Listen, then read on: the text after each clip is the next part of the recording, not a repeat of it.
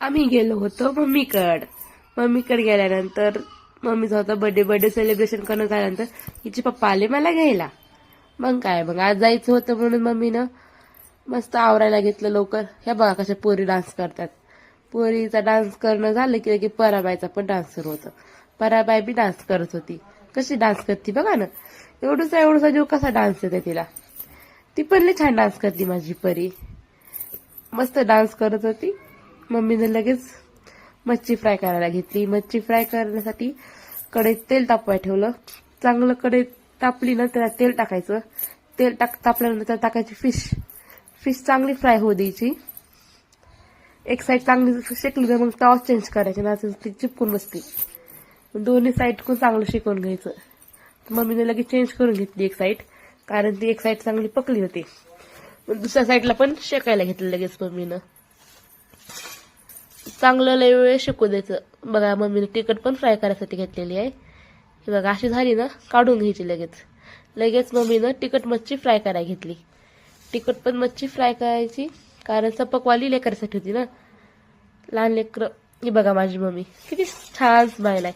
इतका मच्छी फ्राय करताना धूर उठला तरी पण मम्मी मच्छी फ्राय करते. सगळे घराच्या बाहेर माझी मम्मी एकली मच्छी मध्ये फ्राय करते. लगेच मम्मीनं भाजी करायला घेतली. भाजी करायसाठी चांगलं पातेलं ठेवलं. पातेल्यात चांगलं तेल टाकलं. तेल टाकल्यानंतर तिनं तेल चांगलं गरम झालं ना, मध्ये अद्रक लसूण कोथिंबीरची पेस्ट टाकून दिली. पेस्ट टाकल्यानंतर तिनं चांगलं त्याला मिक्स करून घेतलं. मिक्स करणं झाल्यानंतर त्याच्यामध्ये तिनं घरचं तिच्या घरी केलेलं काळं वाटण टाकलं. तिच्या घरी केलेलं तिनं ते वाटण टाकल्यानंतर तिनं तिच्या घरचं लाल चटणी टाकली. कारण मम्मीच्याकडे खूप जास्त तिखट खाते. ते लई तिखट खातात बाबा, तेवढं आपण तिखट नाही खात. तिने चटणी टाकली. तिच्या इथे गेलं की असं पाणी जेवण कमी पाणी जास्त प्यावं लागतं, कारण इतकी भाजी ती तिखट करते. लगेच तिने गरम मसाला टाकायला लगेच मम्मीने घेतला.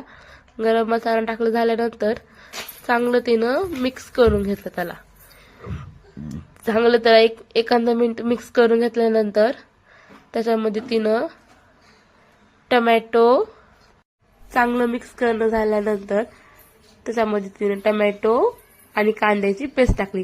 कारण तिनं कढईमध्ये कांदा आणि टमॅटो पहिलंच फ्राय करून घेतलं होतं. ते चांगलं शिजल्याला मग तिनं वाटून घेतलं. लगेच खोबरं पण भाजून घेतलं तिनं. खोबऱ्याची पण पेस्ट टाकून दिली, कारण भाजीला चव एक नंबर येते. भाजीत बेसन पीठ टाकायची गरज लागत नाही. अशी भाजी केली ना लय भारी. तुम्ही आता नक्की ट्राय करून बघा म्हणजे अशी भाजी. सगळं छान परतून झाल्यानंतर तिनं हळद टाकली. हळद टाकल्यानंतर